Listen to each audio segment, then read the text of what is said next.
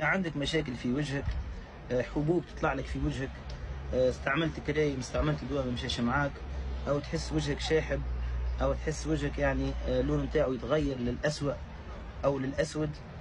فلهنا ينجم يكون عندك عقد حسد عين متركزة في الراس، او ينجم يكون عندك سحر، والسحر هدايا ايضا يخلف مشاكل في الوجه، او العقد نتاع العين من الحسد تتركز بالراس تعمل مشاكل في الوجه. اذا انت استعملت دواء ما مشاش معاك، او استعملت بعض الوصفات ما لقيتش حتى نتيجة، فإليك مني الحل وإليك مني العلاج بإذن الله.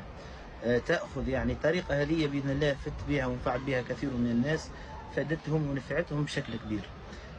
تاخذ كأس نتاع ماء أو نص لتر من الماء، تقرأ فيها من قول الله تعالى: ولولا إذ دخلت جنتك قلت ما شاء الله لا قوة إلا بالله.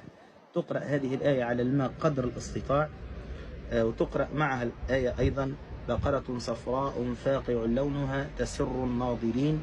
تكرر هذه الآية قدر الاستطاع مع سورة الفلق.